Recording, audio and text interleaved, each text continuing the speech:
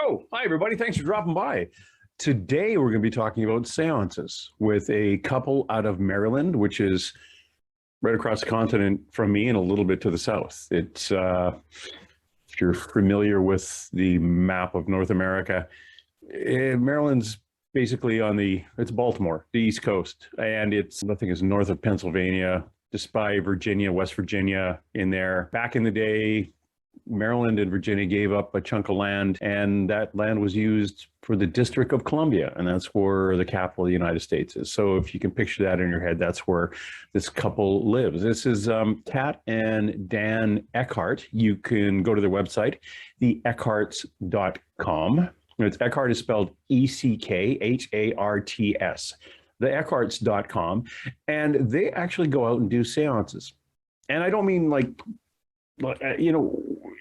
weird stuff with tipping tables and all that. They actually drill down into using seances to communicate to dead people. Just like some people will use a Ouija board or whatever else. If you think about it, and we talk about this, I know paranormal investigators would say, oh, no, we're not going to do a seance. That's kind of creepy, sitting around and wanting dead people to talk to us. But we'll rather go to an old hospital somewhere and sit on the floor and then ask dead people to talk to us. But that's not a seance. That's a scientific paranormal investigation. Yeah, sure it is.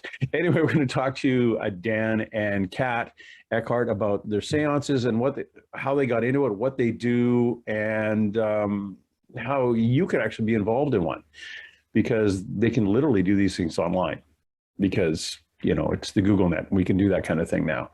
And they also do readings too for people. So if you go to their website and you're interested, you can always get a reading done through them. Again, theeckharts.com.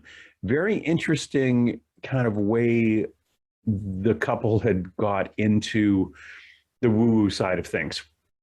Now, Dan, as a teenager, was on a vacation with his parents, and it was pouring rain, so they weren't going to go to the beach or whatever they were supposed to be doing. So he's wandering around this town, and he walks into an old bookstore, and you can just kind of imagine this old dusty bookstore with piles of books everywhere, and stuff in the back room hasn't had time to be placed on the shelves.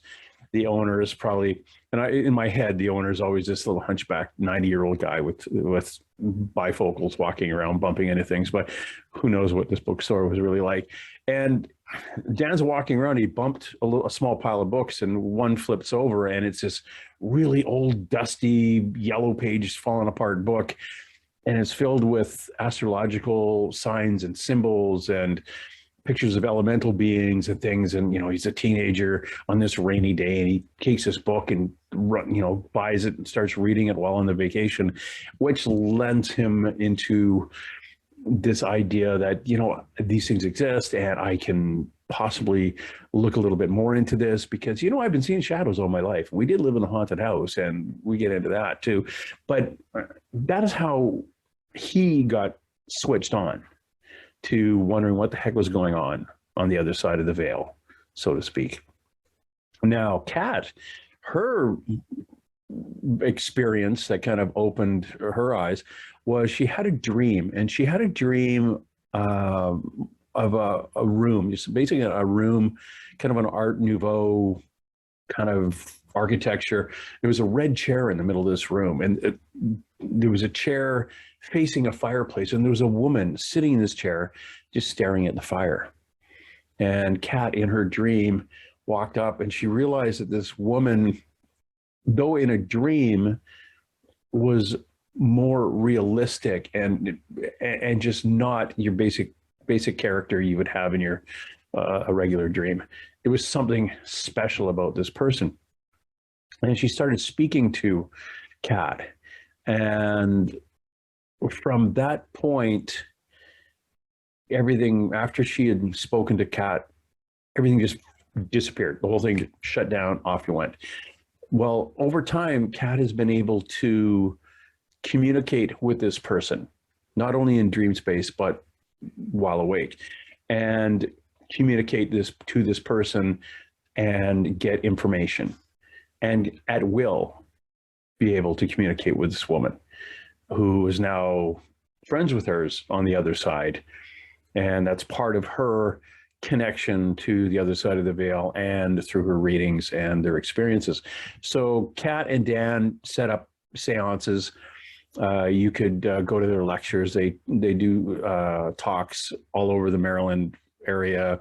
And because it's such a kind of a tight little space, I'm sure they'll bounce into DC and they'll go into the Virginias and Pennsylvania and bounce around. So if you have an event out in that area in the Northeast part of the United States, and you want a couple of speakers to come by, check them out, the Eckharts.com, and give them a shout, and they'll come out and do talks on seances and readings and paranormal this and paranormal that, and the stuff that we are going to talk to them about tonight. So I am going to go get Liam to start up the show. And after that, you'll go see where Kat and Dan are, and we'll drag them in kicking and screaming to talk about seances. Okay, talk to you later. Liam, off you go.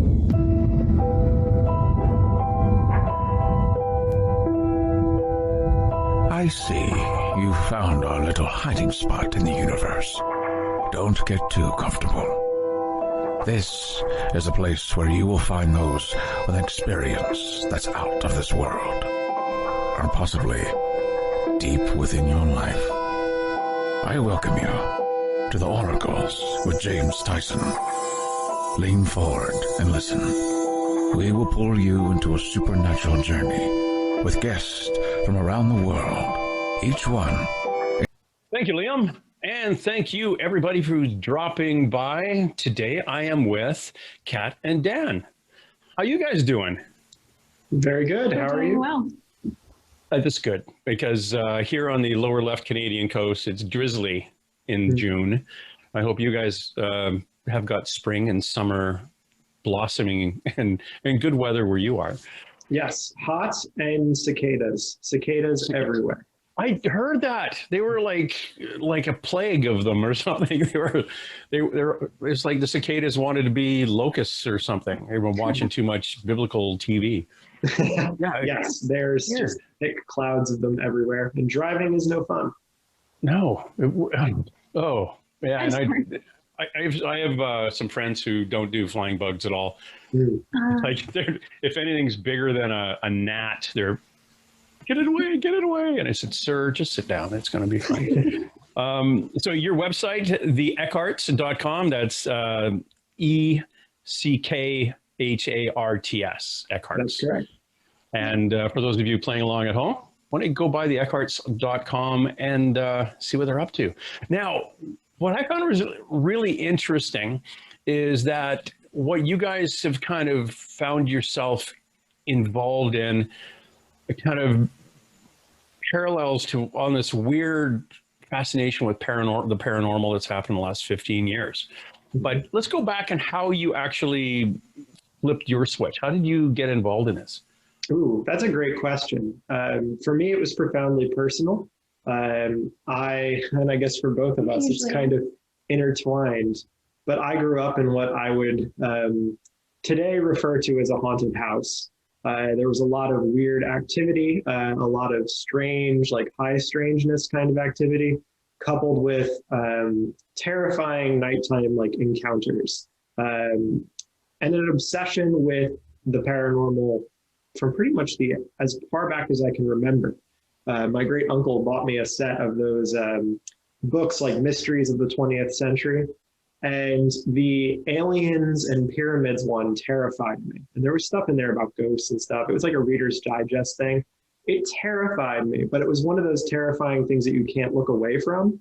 So I spent all of my time kind of like obsessing over this book, but then also having these terrifying experiences.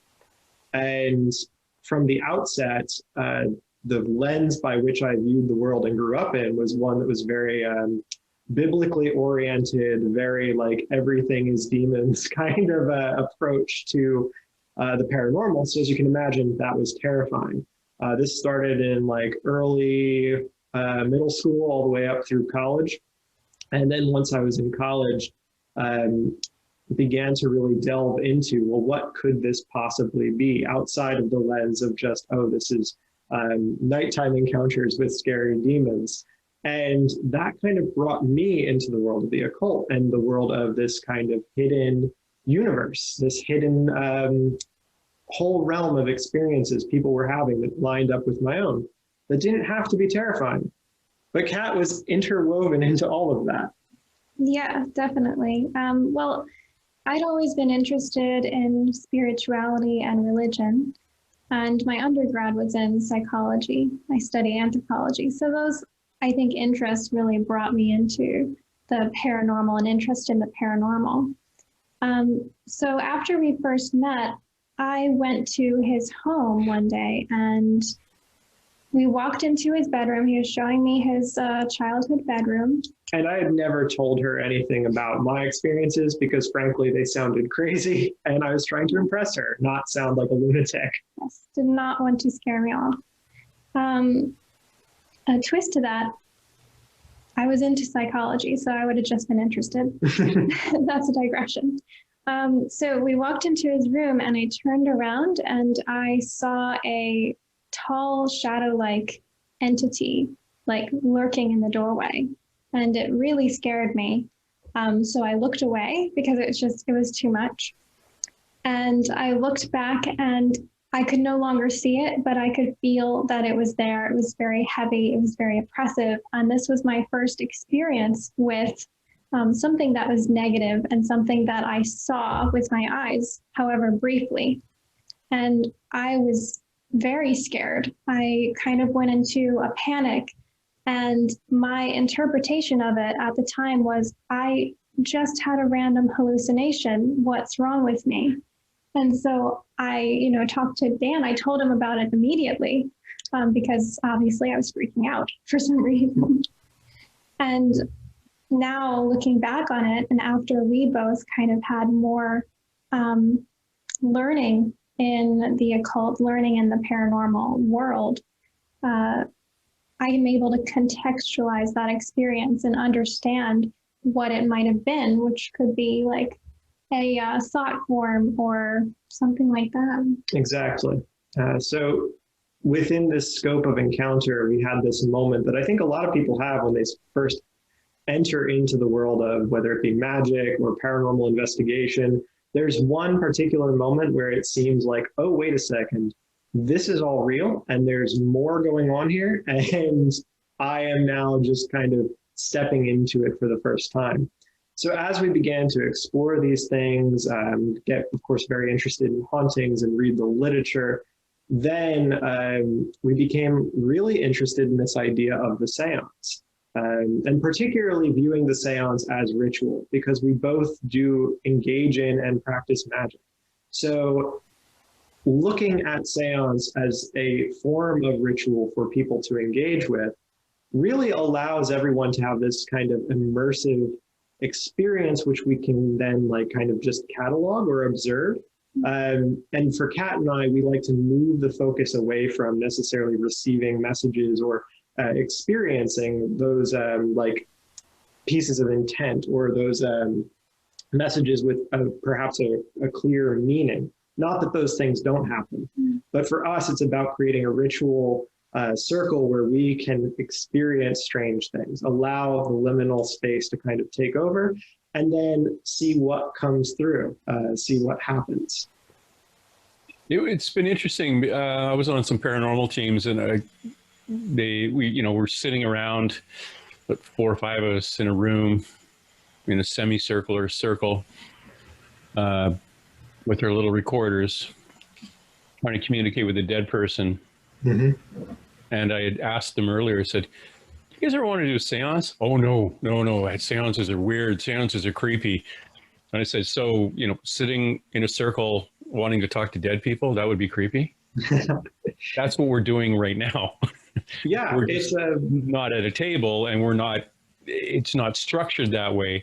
It's just loose and we're all sitting down. So really, what's the difference?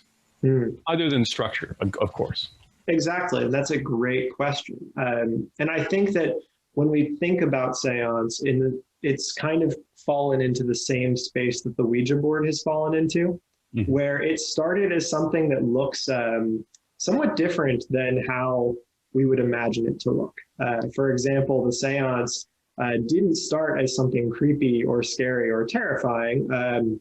It looked like a lot of different things. It looked like people sitting in their basements, like, trying to reach out to the spirit world. It looked like sitting in churches and singing hymns together and waiting for spirit to come and move people to speak with the dead.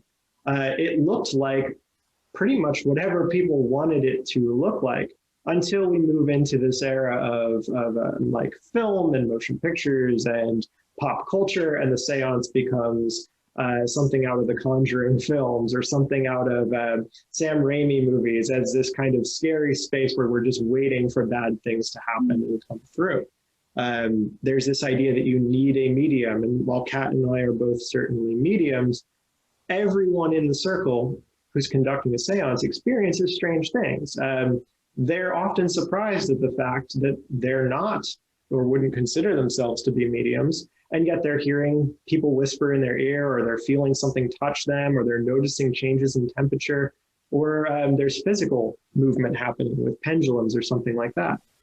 And I think that's been a real big focus for us, is kind of moving this conversation away from, this doesn't need to look like someone in a Victorian dress or a Victorian outfit calling down gauzy ghosts. This can look like a ritual, like an intentional circle, a place to sit and to experience. Kat, if we go to your website, you have 7 parts of a seance. And one of those things is basically coming in with intent. Mm-hmm. And I find, and from speaking to a friend of mine, Karen A. Dahlman, who's a Ouija board expert goddess kind of lady. I call her a goddess. She doesn't call herself a goddess. She's been doing Ouija boards forever. It comes down to, with the Ouija board, it comes down to your intent at the beginning. That's exactly right. You don't just open the door. It would be like opening, I describe it as like opening a new store in a mall. Once you've opened your door, everybody comes in. You don't really have a choice, but she keeps harping on the intent. Make sure that your intent is positive, pure, and good, and then there's a number of other bits to the puzzle, not the puzzle, to the structure of your seance that I read, that all feeds the intent and protects yourself. Can you kind of go over a bit of that, the 7 steps, or right off the top of your head, like just a few of the parts of the seance that that you guys put on? Oh, absolutely. And you spoke to intent first. I think that is one of the first steps. It really depends on where you're having the seance, who you're planning on inviting to that experience with you, and where it will take place and why. The why is pretty important when you're going to be contacting the dead. Not only because, as you said, you're opening the doors to whatever, you're opening the doors to entities coming in, but you're also opening up people in a way. It is an extremely emotional experience, not just because you are contacting possibly your departed loved ones, but also because there's something special about sitting around a table with your friends and family and opening yourself up to receiving communication. I don't know, every seance we do, it seems to be very surprisingly emotional, I think, for people, because it's just such a unique experience, an experience of togetherness, an experience of trying to do something that seems impossible at any other time. So it's important to set your intention of establishing who you want to contact and why, and that will help you to construct the rest of the details for the seance. Now, you don't want to make it too structured. You want to leave time for a spirit to sort of give their opinion about which tools you want to use. But you want to cater it to who's there and make sure everyone is feeling safe and comfortable at all times. So if you know you're inviting someone who is still feeling very raw about someone who had passed, or someone whose trauma does come up sometimes in seances because of the level of emotion that comes out of these events. So you really, really want to design the seance around those people and keeping them safe and comfortable. So that's part of it. Then the next part is basically getting the tools you need together.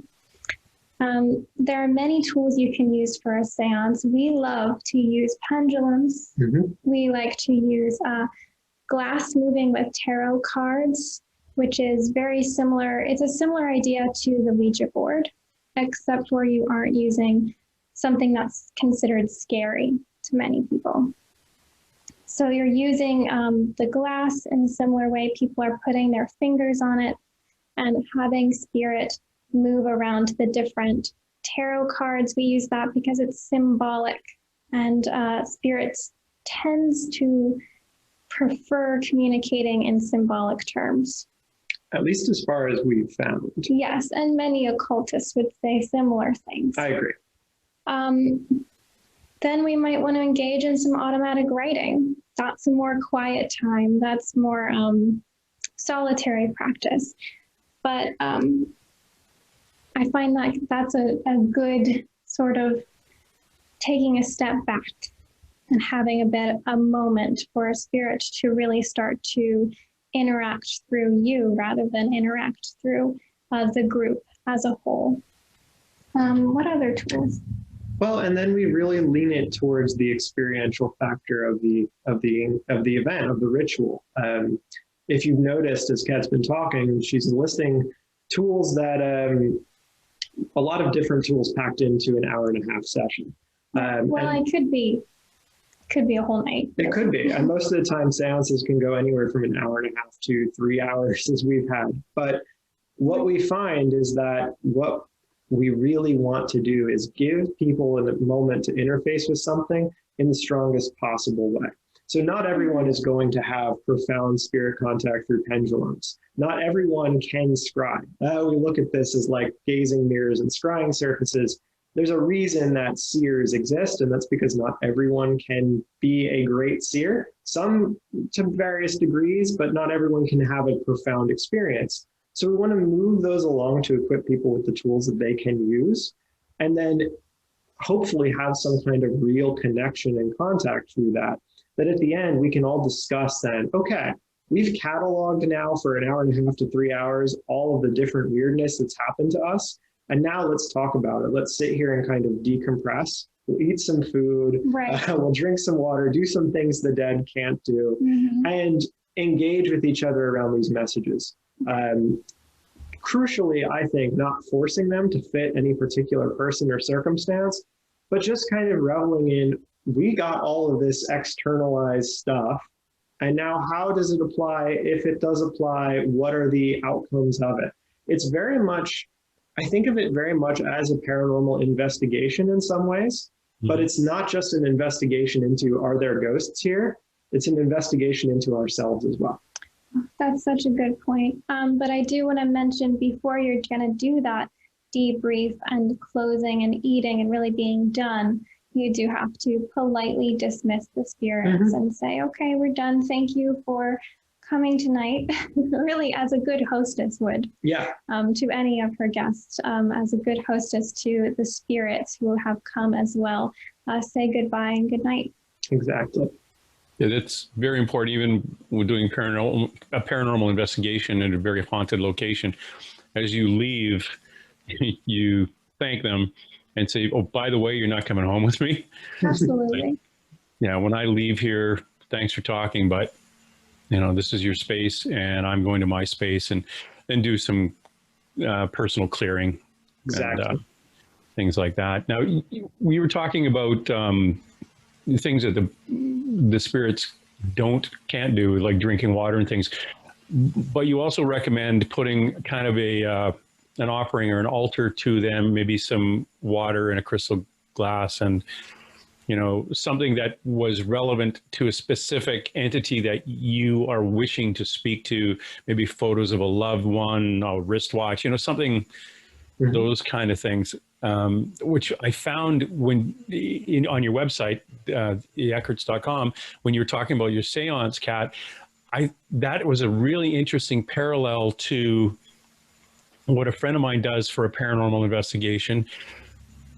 She looks after the Watan Tarbell mortuary in Tombstone, Arizona, Wow. and opens it up, and Nora sets things up, and she actually sets out shots of whiskey and the bottles from the period, and that is specific to those entities that she commonly has come in. So when you go there, you're going to go have a paranormal investigation, and there she sets all this stuff up. And she says it's very important for them to have something to interact with, and brings a lot more of them forward. In your experience with your seances, and you're dealing with family members, you find that, excuse me, do you find that the altar is really relevant or just semi-relevant? That's a great question. I don't think we've ever been able to measure it successfully. Or have you ever had a seance without one? We have, yeah. And I guess they're still the same, I guess, maybe? Well, they're different. They're different, but it's different types of, there are different types of interactions that come forward, I think. So for example, when we're doing a digital seance and we're spread out across the country or internationally, and we're logging in through Zoom at a certain time to do a digital seance, people will sometimes follow the instructions we provide and set up their own altar space in their own location with the personal effects or imagery of the spirit they're hoping to contact. Maybe a bit of wine or a bit of water, whatever they like to drink. Yeah. And sometimes people will be less compliant and not set anything up. In those cases, we find that there is activity, but it's a little bit more diffuse. It's a little bit less targeted, of course. When we've done in-person seances and worked with families, we do always want to stress having something in the center of the space that's personal, that feels like there's a connection. And we will then accordingly adjust our introductory rites, our calling on the spirits based off of that person. So for example, if we're trying to contact someone Catholic, we're going to use Catholic saints and prayers as invocation. We're going to maybe work with Mary closely through some of this. We're going to use iconography that spirit knows and that family knows, as opposed to rolling up with Baphomet and just being like, all right, let's contact the dead. Because as you can imagine, that's really not going to be conducive to strong communication. I think it can be very helpful in targeting. And Kat and I have a relationship with the spirits who, are exalted ancestors, our ancestors whom we work with. And they've kind of given us some clues as to what they want in an altar year round. But we don't create offerings year round to spirits that aren't those spirits who have personally disclosed information to us. In your experience, and we've thrown out the term, I throw out the term entity, you said spirits, ghosts. Do you believe the ones that you were contacting have crossed over? Or are they trapped in ghosts? Or do you, in your mind, are they completely different or the same? That's a great question. I think we have different theories, but we don't have set beliefs on this. Okay. Because I think it is hard to know for sure, and I am trying to get myself to not believe something so firmly that I cannot be open to information that would come as different than my beliefs. I want to be open. So I try not to settle too heavily on what I believe about the afterlife and what I believe about where kind of the spirits that are speaking to me are really coming from. But that being said, we can't help but have theories because we have our own experiences and, we have our own beliefs. So I think that for me, I don't really have a belief that the spirits we're communicating with are trapped. I'm calling them to this place to communicate with me. I do think that they have in some ways crossed over. But that being said, I don't think that they've been like reabsorbed into the universal consciousness or however that works, or reincarnated. So I think that they still retain their personalities, their individuality when they're speaking to me, and that they're coming from a place that's out of time. And in other ways, I don't understand. Yeah. I always hesitate to use the word like trapped, because I think it sets people up for this. It sets them up for, go ahead. Sorry, the better word would be just hadn't moved. Oh, Stop. yeah, exactly. A conscious decision not to go, quote unquote, to the light. Exactly. That I definitely resonate with more strongly. And this kind of shows the limitations of our linguistic capability around this stuff. Because some spirits do hang around. One of the things that Kat and I always talk about is when we're opening a seance and explaining to people what we're about to experience and receive, we often tell individuals that we've never had a like bad experience doing a seance. We've never had a demon jump up through the table and flip things around and scream at people. However, we do occasionally run into spirits which seem to feel very needy. And these spirits maybe were needy people in their waking life, in their living life. They may feel as though there's a lot that they still have to accomplish. We particularly see this in cases where maybe people were absent as parents, or there was some kind of trauma in their past, where there's a sense of an urgency on behalf of the spirit that I need to rectify this. I need to express, I can see now the failings or the shortcomings, and I need to make some kind of effort to connect. And I think that's a willingness on behalf of the spirit to stay in a place, to kind of communicate that. And then there may be spaces that just are energetically deeply connected spaces to the spirit world. I hesitate to use terms like fracturing or like discarnate souls, which are bound to a space, mostly because, again, we want to set people up for as positive an experience as we can have together, and to not turn every spirit contact or spirit encounter into, we need to help the spirit to its light, we need to free it from something. Because to an extent, with the paranormal, it does often feel like we co-create to an extent, and spirit will appear as we expect to find it. So these are all the kinds of things that we find we have to balance. Yeah, in my experience, I found that, there's about 4 reasons why a person doesn't cross over. And one of them is what you were talking about. They still believe they have work to do. Mm-hmm. And it's fascinating. The way, what brought me to that question was you were talking about using a glass on tarot cards to communicate. And if Uncle Fred rolled his tractor and had never seen a tarot card in his life and hasn't crossed over, and you were using a glass and tarot cards to communicate, he wouldn't know what the heck tarot cards were. Mm-hmm. But if he had crossed and plugs into the universal consciousness, then that would be a way to use it. So you'd be communicating with somebody who's crossed and not somebody who hadn't. Yeah, this is a good point. Similarly, we try and engage on that like linguistic or that imagery level, because hopefully some of those things we can at least get a hit on. So for example, in this like tractor rolling hypothetical, if, this person is stuck or feels as though like, there's something they need to communicate, hopefully the death card makes sense. Hopefully death is something we can like move to. And from there, we can build out into other modes of communication. Yeah, sometimes go ahead.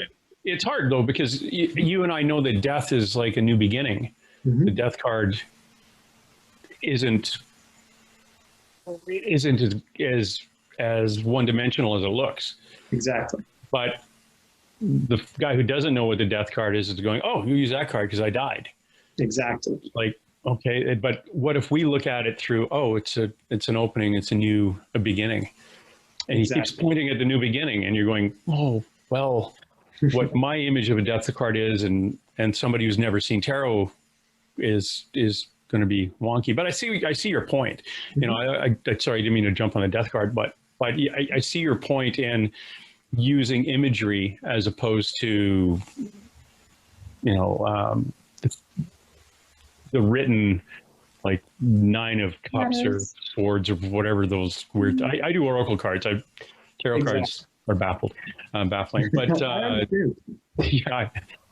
yeah. And plus, when I got taught how to do oracle cards, I said, okay, here's the book on all the oracle cards. Throw it away.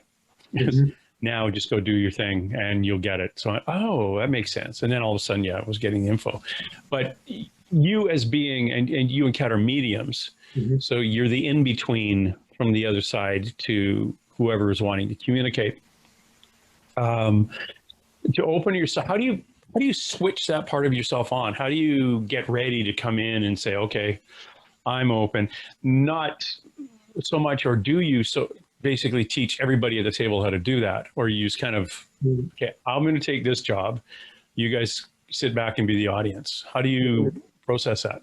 We like to try and give everybody some chance to maneuver into that role, to ease into that space, because it is a journey. And a lot of people have more mediumistic experiences than they give themselves credit for, because there's a bit of, you know, conversation around claiming that title. What does it mean to walk into a space and say, I'm a medium? I am capable of receiving messages from spirit. I think people would have an easier time saying that versus saying, I am a medium. I can be the medium in this seance. For us, I think we do a little bit of both acting as the medium and also making sure that people have the ability and the space to receive messages. So what that looks like is Dan and I will finish our facilitation. We'll finish, I guess by that point, I would have done some automatic writing. And then we do it looks most like a seance at this point. We sit around the table if we can, or if we're doing it online, we take a moment and we breathe together. So we're starting to shift our mind state from using the frontal lobe, from the planning, from the non-creative side to the more, okay, we're being more relaxed. We're opening ourselves up more together. We do our grounding. So we're doing kind of a meditative portion. And I do that, and Dan does that in our own selves. So we kind of do it at the same time. Instead of doing it in our minds, we do it out loud. So we're all trying to get into almost like a trance-like state. And then I think Dan and I, we get into it more quickly than others. So we'll start with some messages that we are feeling, that we're hearing. And then we really invite people to communicate when they're experiencing things. Exactly. And the whole of our seance is to kind of foster a safe group environment where people feel comfortable speaking. When they're feeling something, where people feel comfortable sharing that experience. And then a lot of that is empowering people when we're in that space to say, like, for example, Kat and I may have picked up on something, and this is, I think, the important part of being a good facilitator is as we move through our earlier exercises, which are all in many ways like both grounding exercises and initiatory, like contact exercises. Kat and I's role as facilitator is to kind of help parse. So for example, going back to our tarot card session, if something's coming through and not making a lot of sense, that might be something Kat and I focus on in automatic writing or in channeling to see what's coming through there. Like, why does this not feel like, why does this feel frustrated? What's the connection point there? And as someone who's a little bit more experienced between the two of us, like we can provide that. But then we also wants to have people in a space where they can feel comfortable, and then honestly just share with us what's happening. If nothing happens, please share that you're not experiencing anything right now. And what does that lack of experience feel like? Because that alone can be something we can talk about. Right. So it's really, at that point, I think people are often surprised at how much they experience, and how much they are plugged in before the evening is over, without maybe having considered themselves to be spirit contact professionals. When mediums come to our seance, we definitely share the floor with them because they have a lot of insight as well. So people will ask us, like, why should a medium attend a seance? Which is a great question, because mediums are already kind of plugged in. But if we view seance as a ritual where we're amplifying energy, amplifying emotion, pinging off of each other, then mediums can have very profound experiences, maybe more profound than they're used to, or maybe just having more context to see how other people's skills and abilities work. You put on digital seances. You were talking about that earlier. How often do you do that? So we'll do a digital seance quarterly right now. And what that means in our digital seance is we actually send you a box of supplies. We send you some seance material because many people don't have the things they feel they would want for a seance. So for example, we'll send you a pendulum, we send you a scrying mirror, we send you some protective materials, in this case, a sigil and a talisman, as well as some protective salts if you'd like them. And that is really to help kind of ground and create a space, an anchor for people to really attach themselves to, since we are separated by digital, divide.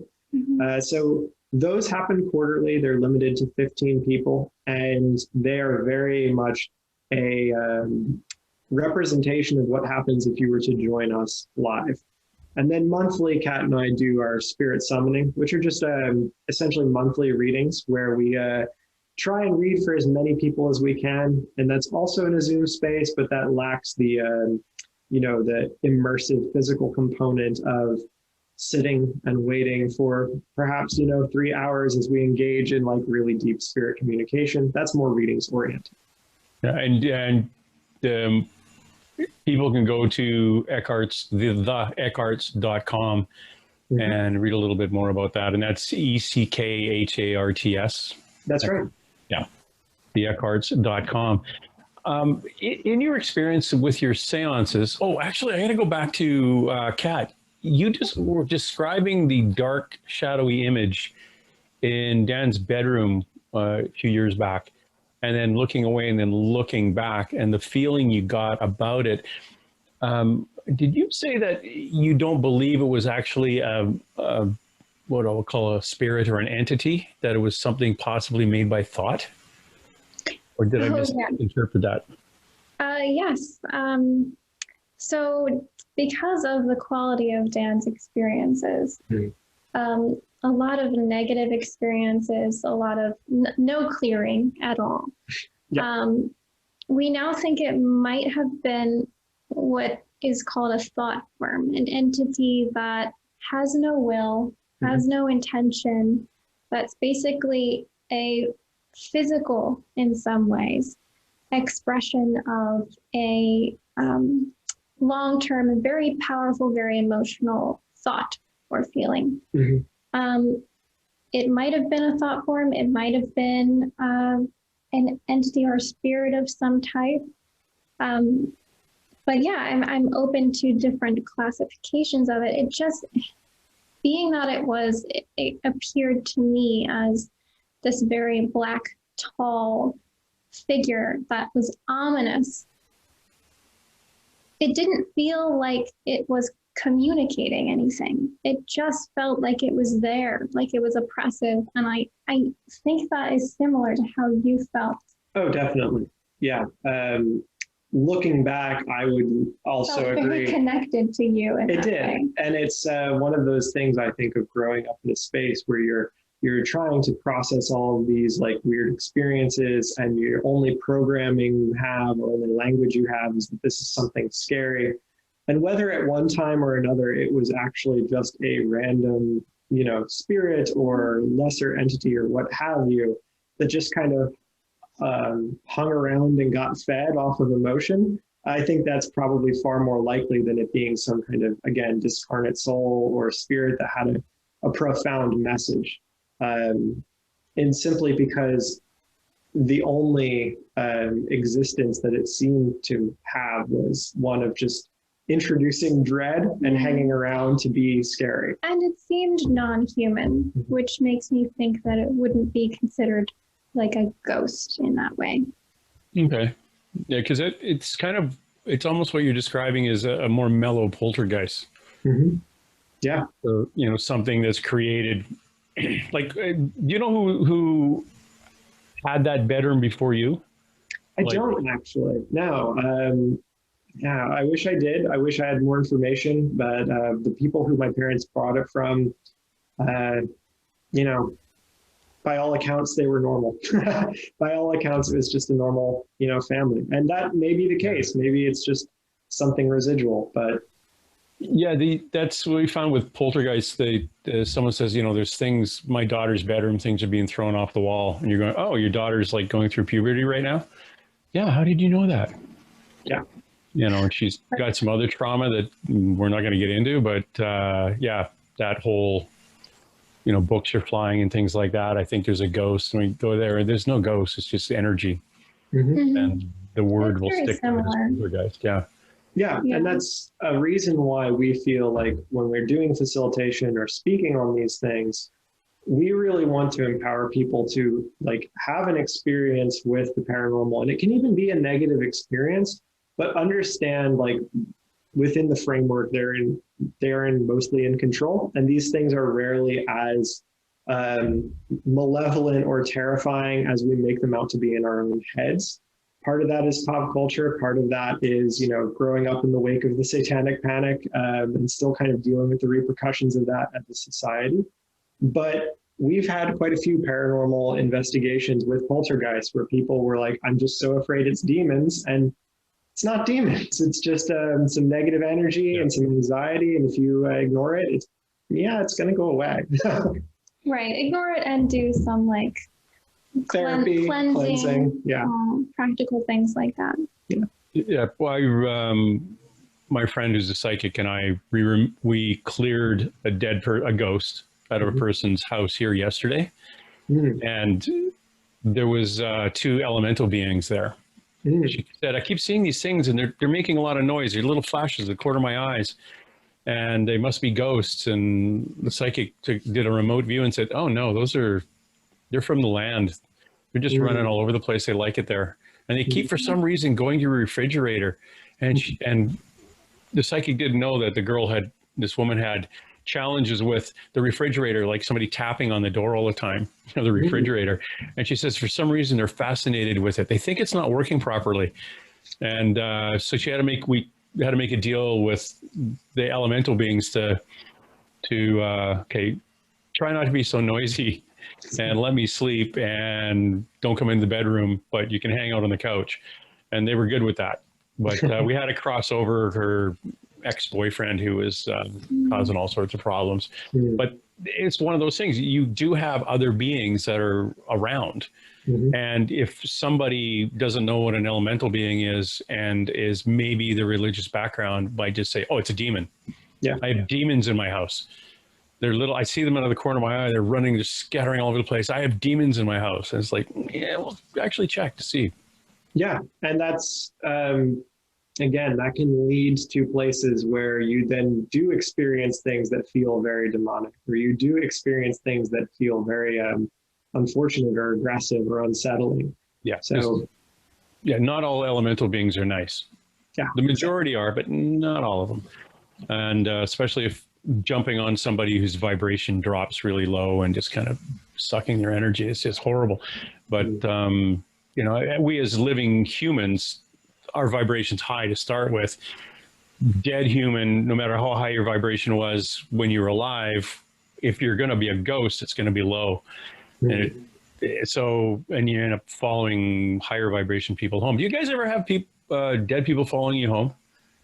So Fortunately, none of our guests ever do.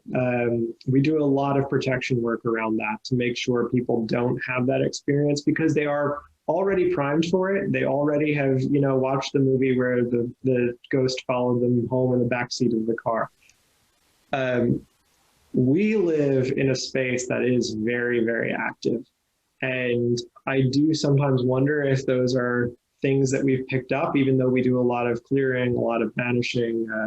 We are magically operant, so we do as much as we can, but we do live in a very old, very haunted space in a very, very haunted town. And so it is something that we're constantly kind of pushing against. Are you near the water? We are. Yeah. Yep. We're near train tracks, a river.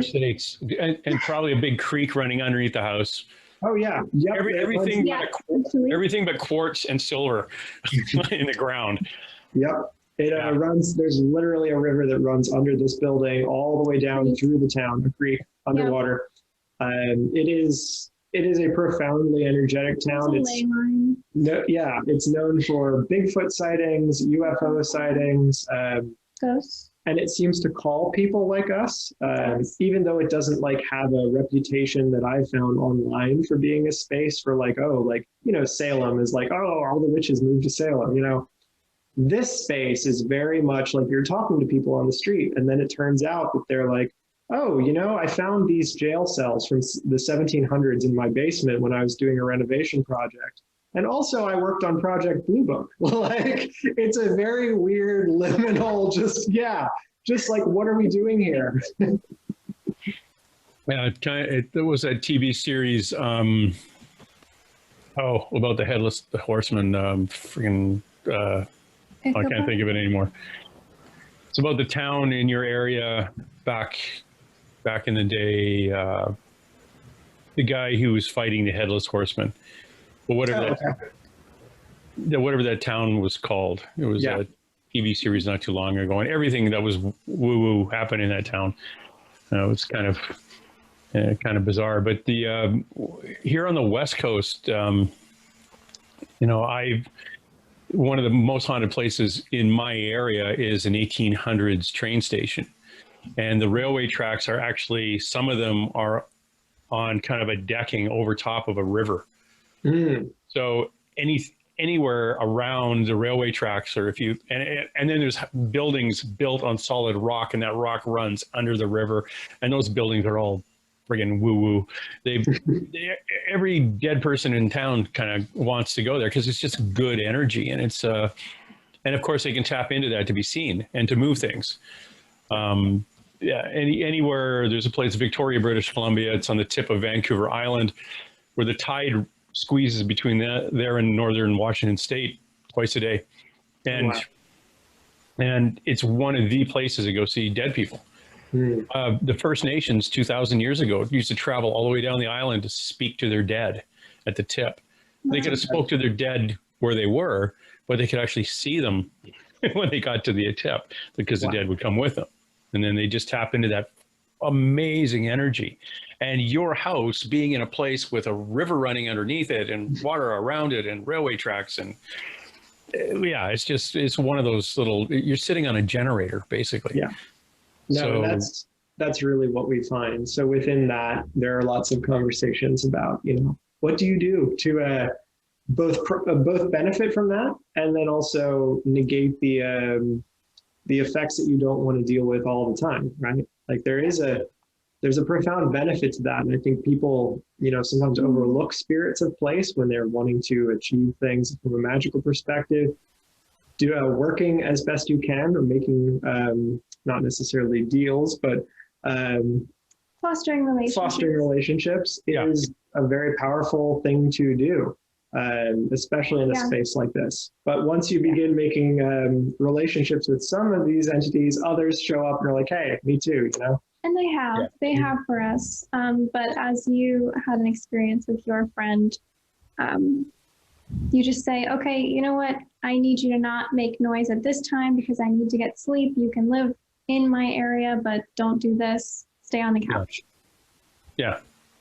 There's negotiation, and then there's, and we've all tried to at the beginnings of our experience with the paranormal, try to smudge a space to clear it. Mhm. And if it really wants to stay there, it just waits outside till the smoke clears and comes back in.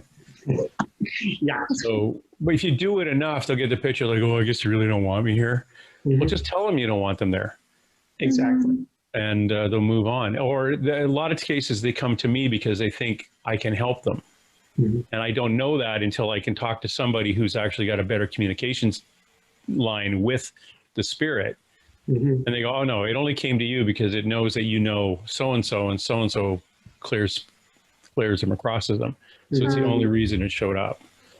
Yeah. So, okay, fine. We'll deal with that. I'll pass them off to so-and-so. But they were local. So the dead person was local, let's say, where I was in a location. I was on the Queen Mary, got my sheets pulled off my bed.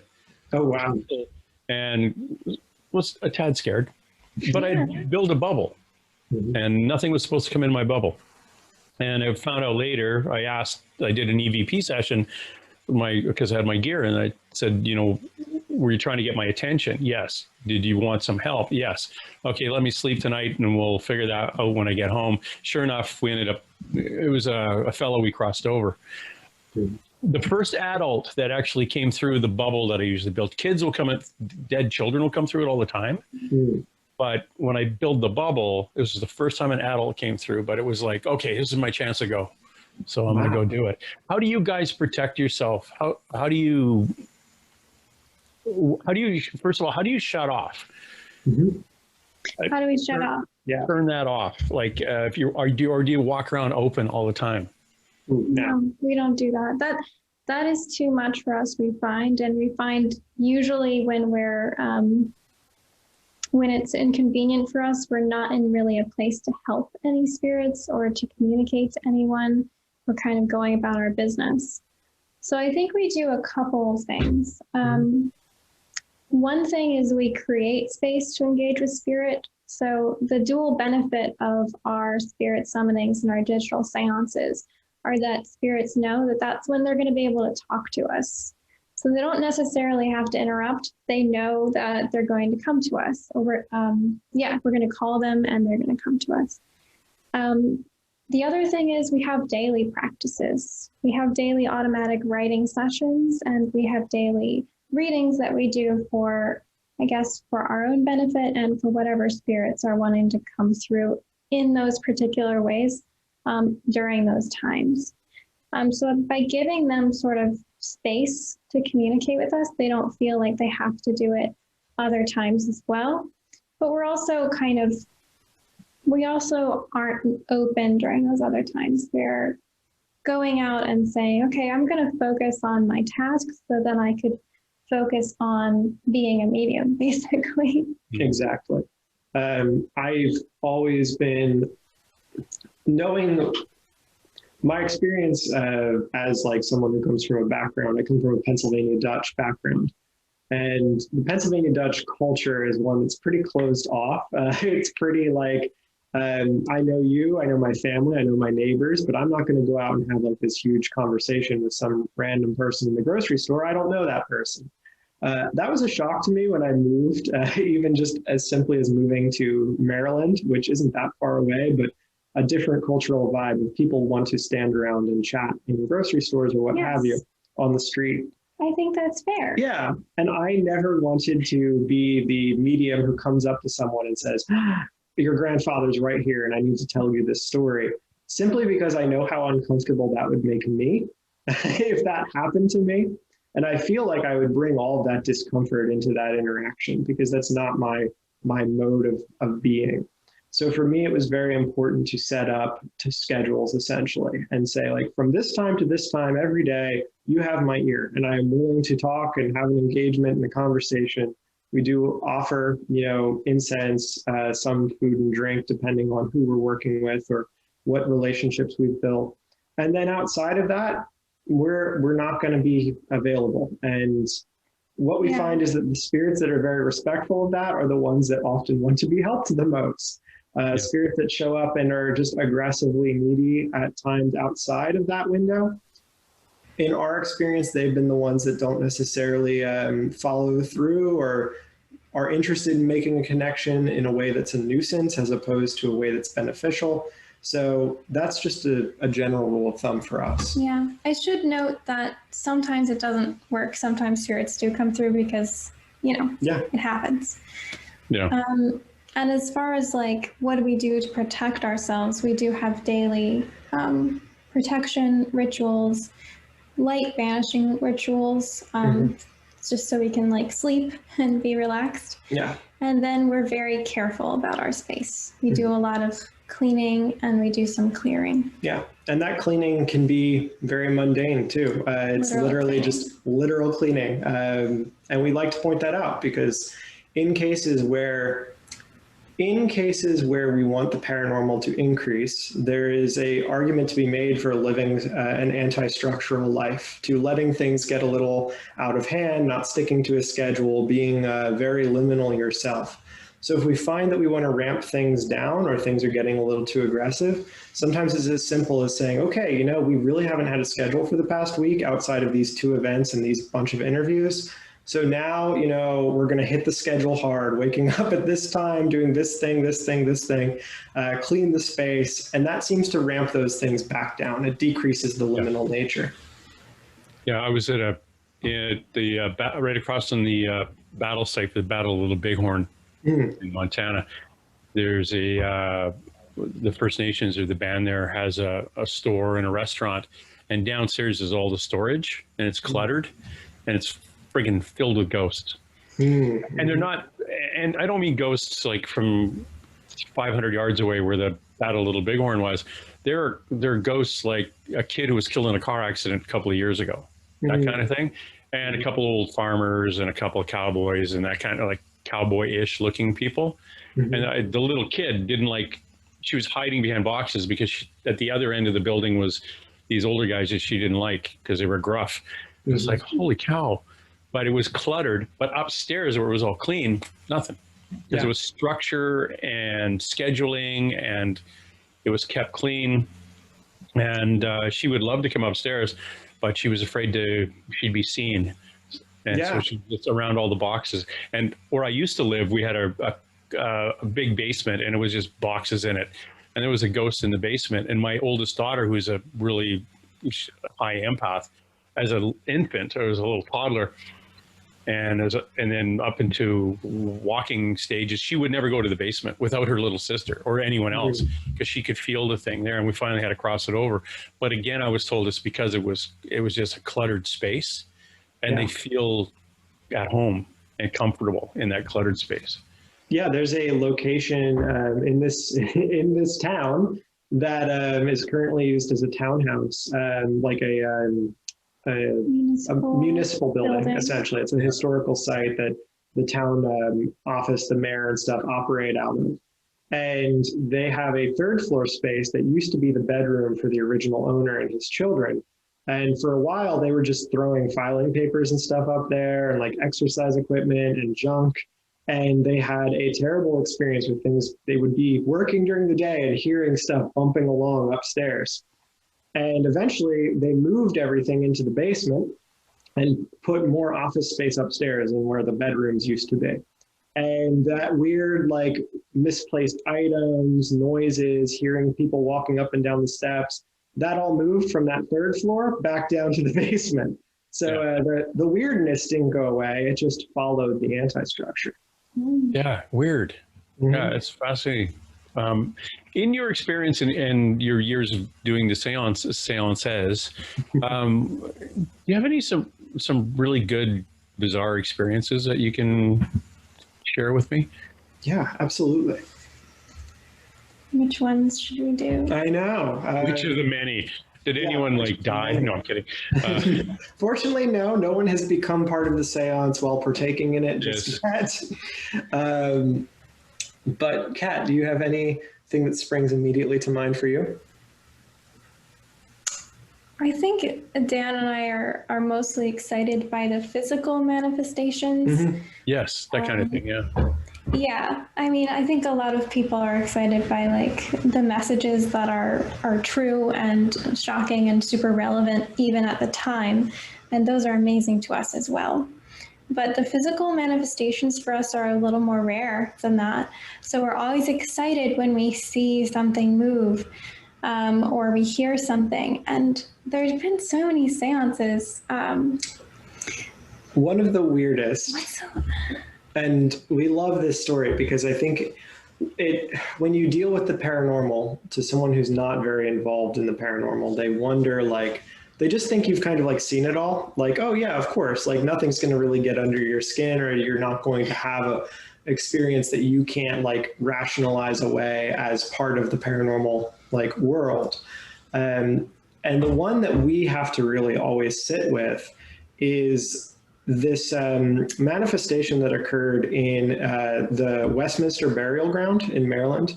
It's where Edgar Allan Poe is buried, actually. And there are some, well, essentially the church had a graveyard in the city, and they ran out of space in the city of Baltimore. They ran out of space and then had to build their church over the graveyard. They were just, yeah. So the church was put up on these deep like brick risers and stuff, and it sits over the burial ground. So they created like a reverse catacomb. And when you're inside those like reverse catacombs, that space that has, you know, buried people in it, they have some wooden pews down there and like a TV with some like historical documentary going when they do tours. And then these above ground plots, these spaces where there's been erosion, there's been just, you know, the wear and tear of years. And in some cases there are weird, you know, skeletal-like protrusions. So it's a really weird space to be in. And we were doing a seance there where everyone was seated in the pews. We were going through the whole invocation. We dimmed the lights down and we received all these interesting messages, and people had these really like, I would say very active experiences of like, not just feeling someone put their shoulder on, but feeling like someone grabbed their hand and like hold it in the seance, like a hand that wasn't there, that sort of thing. And when it ended, we brought the lights up, and covering the pews where people were sitting was this red glass. It looked like river glass, or like a bottle that had been broken in the ocean and worn down by sand. It was smooth.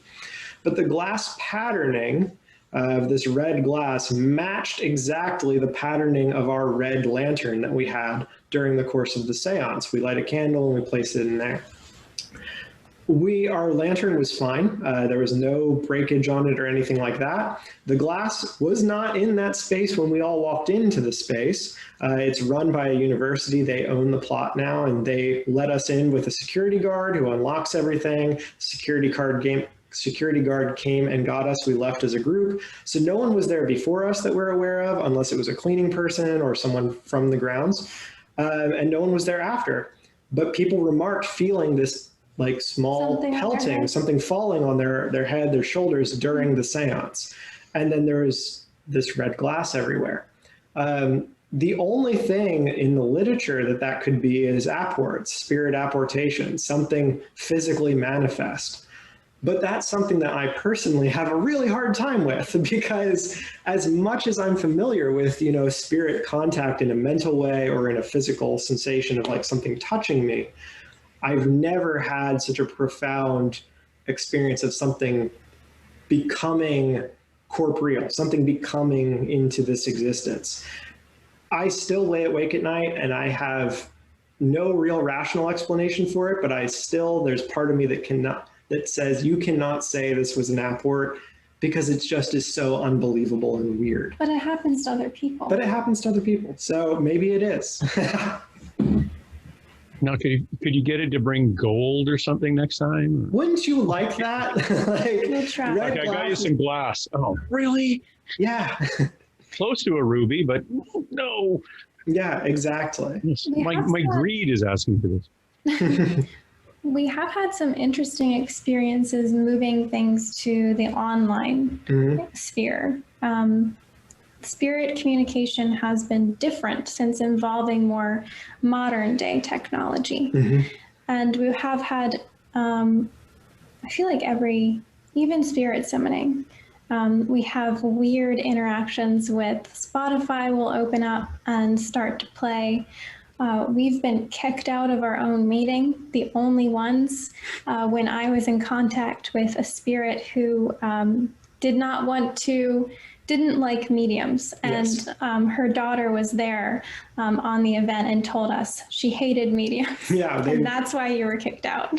Yeah, so we have these weird technological experiences. One of the strangest is when people see like shadowy figures moving on the screen, but moving behind the other people. Like behind them, moving from Zoom window to Zoom window. So like standing behind someone here and then going over to you behind you, James. But like, what is that? Because I know. Yeah. Why would spirit not manifest on the other side of the camera? Like, it wants to be seen, and it's such a unique and weird experience of being like, we're all seeing this, and this thing is here, and it could have been anywhere else, but it's here. And later we were told by the person who other people saw this, I guess, entity, this shadowy figure on her screen. She said, "Oh, I have a trickster spirit that lives with me." Yeah, so take that for what you will. Guess those elementals again. Yeah. Mm-hmm. Yeah, Lokis and Sometimes they like attention. they do. yeah. It's sharing space. It's just sharing space and sharing and being around others, the energy of others. Mm-hmm. And it was a interesting story about a restaurant in Sedona, Arizona, where in the dining room, actually this was on the Dead Files. Amy Allen went in and she could see dead people in chairs. Like they were props, Mm-hmm. but some beings were controlling them. And basically when a ghost was like walking by ghosts are everywhere, walking down the street, these things would take them and they would set them in the restaurant. And some people would see them. People would come into the restaurant and crap, run out. And those who were sensitive and Amy said, yeah, you've got to basically, we can't get rid of whatever these beings are, but we can have them release all the dead people. Mm-hmm. And then we'll make a deal and, we'll negotiate a shared space thing. And yeah. And they made a deal. They got a great big kind of brass sculpture of cowboys and had it at the front for many years. And then the owner sold it. So I'm pretty sure all the beings are back collecting dead people again. But yeah, it's weird. They shared space. They liked hanging out with us. Yeah. That's just some do. Yeah. Well, I mean, there's a limited amount of space on this earth. So we kind of have to share.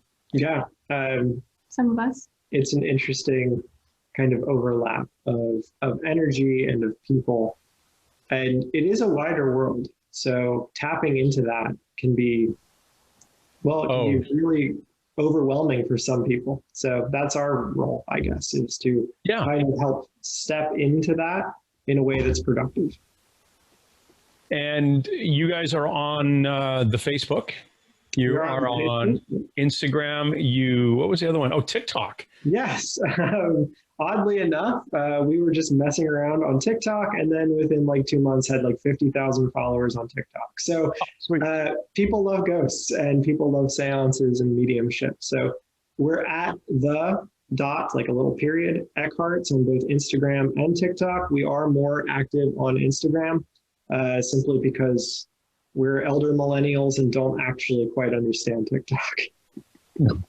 I'm on TikTok. I think I've got 12 followers.